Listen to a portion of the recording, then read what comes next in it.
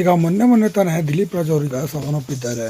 ಈಗ ಇದೇ ಸಂದರ್ಭದಲ್ಲಿ ಕನ್ನಡದಲ್ಲಿ ಖ್ಯಾತ ಕಾಮಿಡಿ ನಟನಾಗಿ, ಅದು ಸ್ಟಾರ್ ನಟನಾಗಿ, ನಾಯಕನಾಗಿ ಕೂಡ ಕಾಣಿಸಿಕೊಂಡಿದ್ದಂಥ, ಕನ್ನಡದಲ್ಲಿ ಸೀಮಿತವಾಗಿ ಅಭಿನಯ ಮಾಡಿದಂಥ, ಅತಿ ಚಿಕ್ಕ ವಯಸ್ಸಿನಲ್ಲೇ ದೇಹದ ತೂಕ ಇಳಿಸಲು ಹೋಗಿ ಕಾಮಿಡಿ ನಟ ಒಬ್ಬರು ಈಗ ಕೊನೆ ಸೆಳೆದಿರುವಂಥದ್ದು.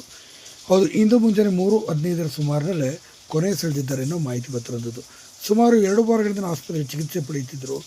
ಇತ್ತೀಚೆಗೆ ತಾನೇ ದೇಹ ತೂಕವನ್ನು ಇಳಿಸಲಂತ ಹೋಗಿ ಆಸ್ಪತ್ರೆ ಚಿಕಿತ್ಸೆಯನ್ನು ಪಡೆದು ಸಾಕಷ್ಟು ಸಣ್ಣವಾಗಿ ಕೂಡ ಬಂದಿದ್ದರು. ಸುಮಾರು 1 ವರ್ಷಗಳಿಂದ ಕೂಡ ಸಿನಿಮಾ ರಂಗದಿಂದ ಸಂಪೂರ್ಣವಾಗಿ ದೂರ ಉಳಿದಂಥವರು ಚಿಕಿತ್ಸೆಯಲ್ಲೇ ಇದ್ದರು ಅಂತ ಹೇಳ್ಬೋದು. ಸದ್ಯ ಇತ್ತೀಚೆಗೆ ಮಾಧ್ಯಮದಲ್ಲಿ ಕೂಡ ಮಾತಾಡಿಕೊಂಡು ಸಾಕಷ್ಟು ನೋವುಗಳನ್ನು ಹೇಳಿಕೊಂಡಿದ್ದರು. ಹಾಗೆ ಅವ್ರಿಗೆ ಯಾರ್ಯಾರಿಂದ ಮೋಸ ಆಗಿತ್ತು ಅನ್ನೋದ್ರ ಬಗ್ಗೆ ಕೂಡ ಹೇಳಿಕೊಂಡು ಕಮ್ಮನಿ ಮಿಡಿದಿದ್ದರು. ಸದ್ಯ ಇದೀಗ ದೇಹ ತೂಕ ಇಳಿಸಲು ಹೋಗಿ ಅಚಾತುರ್ಯವಾಗಿ ಕೊನೆ ಸೆಳೆದಿದ್ದಾರೆ. ಹಾಗೆ ಯಾರಂತ ನೋಡ್ತಾ ಬಂದರೆ ಅವರು ಬೇರೆ ಯಾರೂ ಅಲ್ಲ, ಬುಲೆಟ್ ಪ್ರಕಾಶ್ ಅವರು.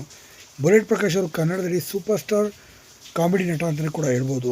ಇದೀಗ ಇಂಥ ಅದ್ಭುತವಾದಂಥ ಕಲಾವಿದ ನಟ ಇದೀಗ ನಿಧನರಾಗಿದ್ದಾರೆ. ದೇಹದ